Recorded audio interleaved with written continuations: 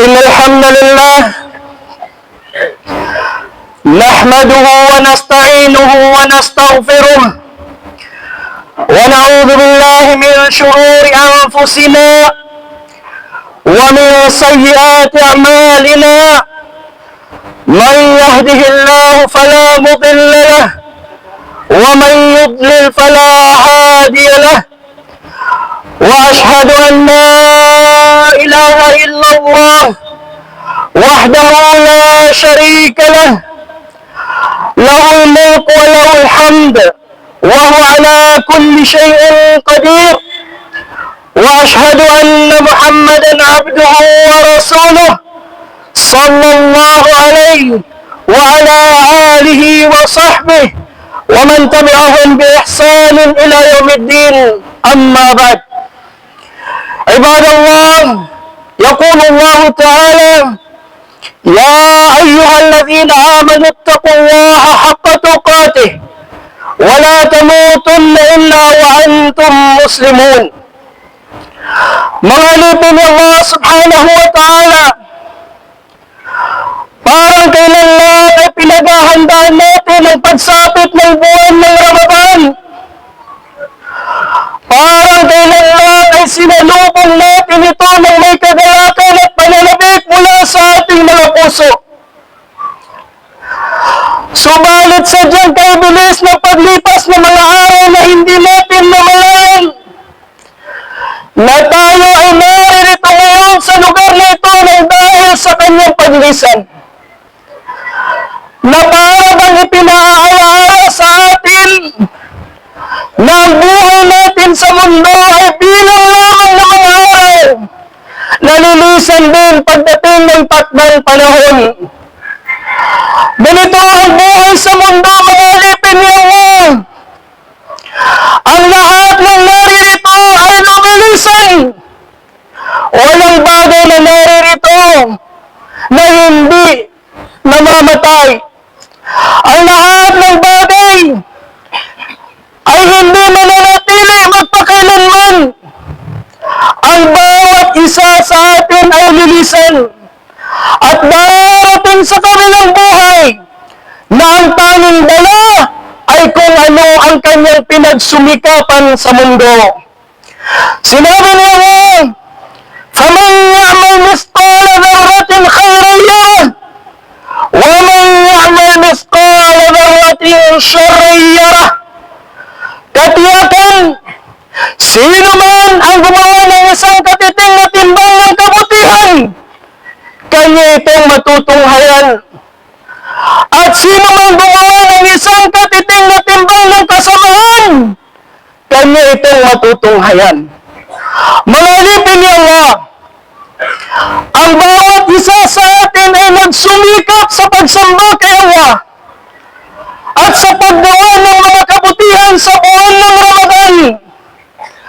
Marami sa atin ang naging masigasig sa pagbibigay ng sadaka, sa pagpapakain sa mga nag-aayuno, sa pagpaparami ng mga dua at dhikr, sa pagbabasa ng Quran, sa pagsasagawa ng mga voluntaryong sala sa gabi, at marami ang nagbalik loob kay Allah at tumigil sa paggawa ng haram.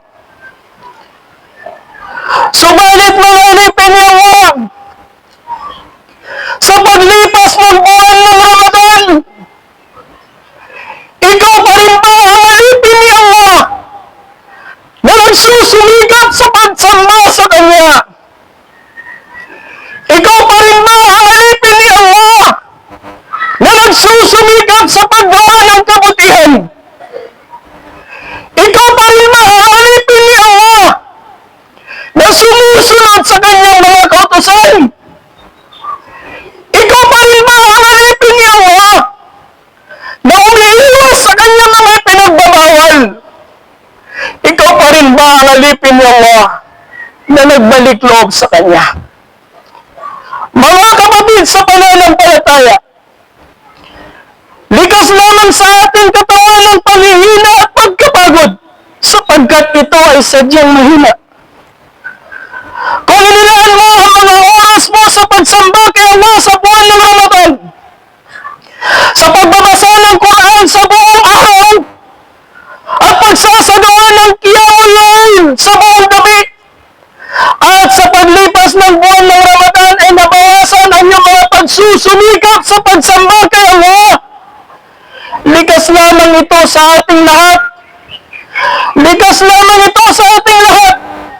Sapagkat ang Ramadan ay buwan ng pag-uunahan sa paggawa ng kabutihan, pagpaparamihan sa pagsamba kay Allah subhanahu wa ta'ala, na kung saan maging ang Propeta sallallahu alaihi wasallam ay nagiging mas lalong masigasig sa pagsamba kay Allah at paggawa ng kabutihan. Subalit mga alipin ni Allah, kung sa paglipas ng buwan ng Ramadan ay titigil ka na rin sa pagsasagawa ng sala, iyan ang hindi katanggap-tanggap sa isang mananampalataya. Iyan ang tanda na hindi ka nagtagumpay sa buwan ng Ramadan.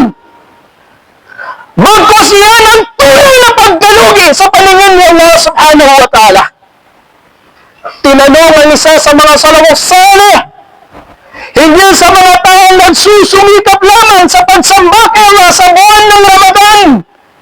Siya ay nagsabi, Bi'sal qawm la ya'rifuna Allah illa fi Ramadan. Napakasamuat ng mga taong hindi nila kilala si Allah kundi sa buwan lamang ng Ramadan. Si Abu Amr ibn Sufyan ibn Abdullah radiyallahu anhu, isa sa mga sahaba ng Propeta sallallahu alaihi wasallam, tinanong niya ang Propeta sallallahu alaihi wasallam, Ya Rasulullah, qul li fil Islam qawlan la as'alu anhu ahadan ghayrak. O sugo ni Allah, sabihin mo sa akin ang salita na hindi ko may tatanong liban sa iyo. Ang sabi sa kanya ng Propeta sallallahu alaihi wasallam, Qul amantu billah, thumma istaqim. Sabihin mo, ako ay naniwala kay Allah. Ako ay naniwala kay Allah. Pagkatapos ay magpakatuwid ka. Magpakatuwid ka. Magpakatuwid ka sa iyong pananampalataya. Sino man sumasamba kay Allah sa buwan lamang ng Ramadan, ang Ramadan ay lumipas. Ang Ramadan ay lumipas. Subalit si Allah ay hindi lumilipas. Siya ay nananatili magpakailanman. Siya ang nag-iisang tunay na Diyos sa lahat ng panahon. Siya ang nag-iisang tunay na Diyos sa buwan ng Ramadan, sa buwan ng Shawwal, sa buwan ng Sha'ban at sa lahat ng buwan. Tungkulin natin lahat na siya ay sambahin at umiwas sa kanyang mga ipinagbabawal, umiwas sa pagsuway sa kanya sa lahat ng panahon. Ito ang sinabi ni Allah subhanahu wa ta'ala sa Quran, Wa'bud rabbaka hatta ya'tiyaka al-yaqin. Sambahin mo ang iyong Panginoon hanggang sa dumating sa iyo ang kamatayan. Siya rin ay nagsabi, Ya ayyuhalladhina amanu ittaqullaha haqqa tuqatih wa la tamutunna illa wa antum muslimun. O kayong mga naniwala, matakot kayo kay Allah ng tunay na pagkatakot. Tunay na pagkatakot. At huwag kayong mamatay maliban na kayo ay mga Muslim. Huwag kayong mamatay maliban na kayo ay mga Muslim. Mananampalataya kay Allah. Mga alipin ni Allah subhanahu wa ta'ala. May dakilang mensahe ng Ramadan. Ito ang dakilang layunin ng pagdating sa atin ng Ramadan upang ibalik tayo kay Allah sa pagsunod sa Kanya at matamo natin ang tunay na pagkatakot sa Kanya sa lahat ng panahon. Alalahanin mo, kapatid, na ang buhay natin sa mundo ay panandalian lamang. Panandalian lamang na kung saan tayo ay parang manlalakbay na napadaan-laban na anumang oras ay lilisanin natin ito sapagkat hindi tayo taga rito. Hindi ka taga rito. Ang tunay na lugar para sa atin, ang tahanan para sa atin, magpakailanman, walang hanggan ay nasa kabilang buhay. Yan ang katotohanan na hindi mo dapat nakaliligtaan. Gawin mo ang buhay mo sa mundo sa lahat ng aspeto nito na parang buwan ng Ramadan sa pagsunod kay Allah at pagkatakot sa Kanya. Sinabi ni Allah subhanahu wa ta'ala, "Qul inna salati wa nusuki wa mahyaya wa mamati lillahi rabbil alamin." Sabihin, ang aking sala, ang aking pag-aalay, ang aking buhay, ang aking kamatayan ay para lamang kay Allah, ang Panginoon ng lahat ng nilalang. Mga alipin ni Allah, ipinauunawa sa atin ang buwan ng Ramadan na tayo ay nasa mundo ng iba't ibang pagsubok. Tayo ay nasa mundo ng iba't ibang pagsubok na kung saan ang pinakamatindi at pinakamabigat, ngunit pinakamahalagang pagsubok na dapat nating mapagtagumpayan ay ang pagsubok sa ating pananampalataya.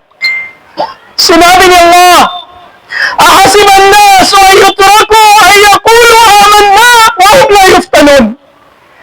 Inaakala ba ng mga tao? Inaakala ba ng mga tao na sila ay hahayaan lamang sapagkat sila ay nagsasabi na kami ay naniwala at sila ay hindi susubukan? Susubukan ka ni Allah. Susubukan ka ni Allah sa iyong pananampalataya. Susubukan ka ni Allah sa pamamagitan ng kanyang mga kautusan. Gaya ng pagsasagaan ng sala, pagbibigay ng zakat, pag-aayuno sa buwan ng Ramadan, gayon din ang pag-iwas sa kanyang mga ipinagbabawal. Magpakatatag ka sa iyong pananampalataya. Magpakatatag ka sa iyong pananampalataya hanggang sa dumating sa iyo ang kamatayan. Kapatid, katotohanan, ang sino man namuhay dito sa mundo ng katulad ng pamumuhay niya sa buwan ng Ramadan, kagaya ng pamumuhay niya sa buwan ng Ramadan, sa kanyang ugnayan kay Allah, sa pagsunod sa Kanya, at sa pagkatakot sa Kanya, darating sa Kanya ang kamatayan. Darating sa Kanya ang araw ng Kanyang kamatayan na magsisilbing Eid para sa Kanya. Magsisilbing Eid para sa Kanya hanggang sa Kanyang libingan. At sa araw ng pagbabangon muli, siya ay haharap kay Allah subhanahu wa ta'ala na nalulugod sa Kanya. Sinabi ni Allah subhanahu wa ta'ala, "Inna alladhina qalu rabbuna Allah thumma istaqamu tatanazzalu alayhim al-malaika alla takhafu wa la tahzanu wa abshiru bil jannati allati kuntum tu'adun." Tunay na silang nagsasabing ang aming Panginoon ay si Allah. Ang aming Panginoon ay si Allah. At sila ay nagpakatuwid. Sila ay nagpakatuwid sa kanilang pananampalataya. Sila ay nagpakatatag sa kanilang pananampalataya. Pumapanaog sa kanila ang mga anghel mula sa langit na nagsasabi sa kanila, "Huwag kayong mangamba at huwag kayong matakot at tanggapin ninyo ang magandang balita tungkol sa paraiso na sa inyo ay pinangako ni Allah." Mga alipin ni Allah, mga kapatid sa pananampalataya, lumipas na naman sa buhay natin ang isang Ramadan. Lumipas na naman sa buhay natin ang isang buwan ng Ramadan. Ngunit kumusta ang ating pakikitungo kay Allah?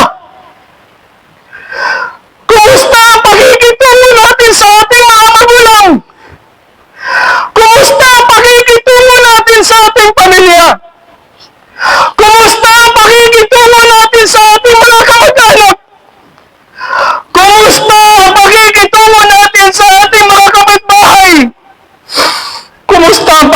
itungo natin sa ating mga kapatid sa pananampalataya. Ang Ramadan, mga kapatid, ay hindi lamang patungkol sa mga pagsamba kay Allah sa loob ng masjid. Hindi lamang ito patungkol sa pag-iwan natin sa ating mga pagkain at inumin sa buong araw. Ito ay nakatuon din sa pagsasayos ng ating ugnayan sa isa't isa. Hindi ba't sinabi ng Propeta sallallahu alaihi wasallam, "Man lam yada' qawla az-zur wal 'amala bih, falaysa lillahi hajatun fi an yada' ta'amahu wa sharabah." Sino man hindi umiwas sa pagsasalita ng kasinungalingan at paggawa ng masama, kung gayon, si Allah ay walang pangangailangan sa kanyang pag-iwan, sa kanyang pagkain at inumin. Ito ang aral ng Ramadan. Pangunahin sa mensahe ng Ramadan na dapat nakatanim sa ating mga puso, na dapat nakatatak sa ating mga isipan, sapagkat ito ang susi ng paraiso. Ito ang maghahatid sa atin sa paraiso niya nga. Taqwa Allah wa husnul khuluq. Ang pagkatakot kay Allah na siyang ugnayan mo kay Allah at ang ugnayan mo sa mga tao ang mabuting pag-uugali. Ang Ramadan ay hindi pagod at puyat, hindi gutom at uhaw. Panatiliin natin ang mabuting ugnayan sa ating mga magulang, sa ating pamilya at sa ating mga kamag-anak. Ganun din ang mabuting pakikitungo sa ating kapwa. At ibigay natin ang karapatan ng bawat isa alinsunod sa katuruan ng Islam. Pinalaan tayo ng Propeta sallallahu alaihi wasallam. Siya ay nagsabi, "Innal muflisa min ummati yati yawm al-qiyamati bi salatin wa siyamin wa zakah." Tunay na ang nalugi mula sa aking ummah, tunay na ang nalugi mula sa aking ummah ay siya na darating sa araw ng pagbabangon muli na mayroong sala, mayroong pag-aayuno, mayroong zakah. Wa yati qad shatama hada wa kadhaba hada wa akala mala hada wa safaka dama hada wa daraba hada. Ngunit siya ay darating sa araw na iyon. Darating sa araw na iyon na nilapastanunan ang iba, siniraan ng iba, kinangkam ang yaman ng iba, pinadalak ang dugo ng iba, sinakta ng iba, fayuta hada min hasanatihi wa hada min hasanatih. Pagbabayaran niya ang lahat ng ito sa pamamagitan ng kanyang mga mabubuting gawa. Fa in faniyat hasanatuhu ukhidha min khatayahu faturihat alayhi thumma turiha fil nar. At kapag naubos na ang kanyang mga mabubuting gawa, wala nang natira pa sa kanya, itatapon sa kanya ang kanilang mga kasalanan at siya ay itatapon sa impyerno. Wala yadu billah. Mga alipin ni Allah subhanahu wa ta'ala, gawin natin ang pamamaalam ng buwan ng Ramadan na panibagong yugto ng ating buhay sa pagsamba kay Allah subhanahu wa ta'ala at paggawa ng kabutihan. Gawin natin ang pamamaalam ng buwan ng Ramadan na pamamaalam sa paggawa ng kasalanan at pagsuway kay Allah. Aqulu qawli hadha wa astaghfirullah li wa lakum wa li sa'iril muslimin min kulli dhanb fastaghfiruhu innahu huwal ghafurur rahim. Alhamdulillahi rabbil alamin wa bihi nasta'in wa salatu wa salamu ala rasulillah. Amma ba'd. Mga kapatid sa pananampalataya, ang pagtatapos ng buwan ng Ramadan ay hindi nangangahulugan ng pagtatapos ng pag-aayuno. Ang pag-aayuno ay isang dakilang pagsamba kay Allah na nagtataglay ng mga dakilang gantimpala mula sa Kanya. Pagsumikapan natin maitatag sa ating mga sarili ang mga voluntaryong pag-aayuno na itinuro sa atin ng Propeta sallallahu alaihi wasallam, gaya ng pag-aayuno sa araw ng Lunes at Huwebes, pag-aayuno sa ika-13, ika-14 at ika-15 ng bawat buwan sa Hijra kalendar. At ganoon din ang 6 na araw na pag-aayuno sa buwan ng Shawwal, sa buwan na ito. Binanggit ng Propeta sallallahu alaihi wasallam, "Man sama Ramadana thumma atba'ahu sittan min Shawwal, kana kasiyamid dahr." Sino man nag-ayuno sa buwan ng Ramadan at sinundan niya ito ng 6 na araw sa buwan ng Shawwal, ang katumbas nito ay pag-aayuno sa buong taon. Para mong napag-ayunuhan ng buong taon. Ito ay sinasagawa, maaaring tuloy-tuloy na araw sa buwan ng Ramadan. Magsisimula ka bukas hanggang matapos mo ang 6 na araw. O di naman kaya ay sa magkakahiwalay ng mga araw sa buwan ng Shawwal ayon sa kakayahan ng bawat isa. Dalangin natin kay Allah subhanahu wa ta'ala na tanggapin ang ating sakripisyo, pag-ayuno at lahat ng ating mabubuting gawa. At ibilang tayo sa mga taong pinatawad niya. Ibadallah, inna Allah malaikatahu yusalluna ala nabi, ya ayyuhalladhina amanu sallu alayhi wa sallimu taslima. Allahumma salli ala Muhammad wa ala ali Muhammad kama sallaita ala Ibrahim wa ala ali Ibrahim wa barik ala Muhammad wa ala ali Muhammad kama barakta ala Ibrahim wa ala ali Ibrahim fil alamin innaka Hamidum Majid. Allahumma innaka afuwun tuhibbul afwa fa'fu anna. Allahumma innaka afuwun tuhibbul afwa fa'fu anna. Allahumma innaka afuwun tuhibbul afwa fa'fu anna. Allahumma ighfir lana dhunubana وذنوب آبائنا وأمهاتنا. اللهم اغفر لنا ولجميع المسلمين والمسلمات الأحياء منهم والأموات. اللهم إنا ظلمنا أنفسنا ظلما كثيرا فاغفر لنا وارحمنا، وإن لم تغفر لنا وترحمنا لنكونن من الخاسرين. اللهم لا تدع لنا ذنبا إلا غفرته، ولا هما إلا فرجته، ولا دينا إلا قضيته، ولا مريضا إلا شفيته، ولا ميتا إلا رحمته، ولا ميتا إلا رحمته، ولا حاجة من حوائج الدنيا إلا قضيتها يا أرحم الراحمين. اللهم انصر الإسلام والمسلمين في كل مكان. اللهم انصر الإسلام والمسلمين في كل مكان، وأعز الإسلام والمسلمين، وأذل الشرك والمشركين. اللهم تقبل منا دعاءنا، وتقبل منا قيامنا وصيامنا وصلاتنا وركوعنا وسجودنا، وتقبل منا جميع الأعمال الصالحات برحمتك يا أرحم الراحمين. ربنا آتنا في الدنيا حسنة وفي الآخرة حسنة وقنا عذاب النار، وقنا عذاب النار، وقنا عذاب النار، وادخلنا الجنة مع المتقين الأبرار برحمتك يا أرحم الراحمين. والحمد لله رب العالمين. عيد مبارك وعيد. كتب عليكم الصيام كما كتب على الذين من قبلكم، كتب عليكم الصيام كما كتب على الذين من قبلكم لعلكم تتقون. أياما معدودات، فمن كان منكم مريضا أو على سفر فعدة من أيام أخر، وعلى الذين يطيقونه فدية طعام مسكين، فمن تطوع خيرا فهو خير له، وأن تصوموا خير لكم إن كنتم تعلمون.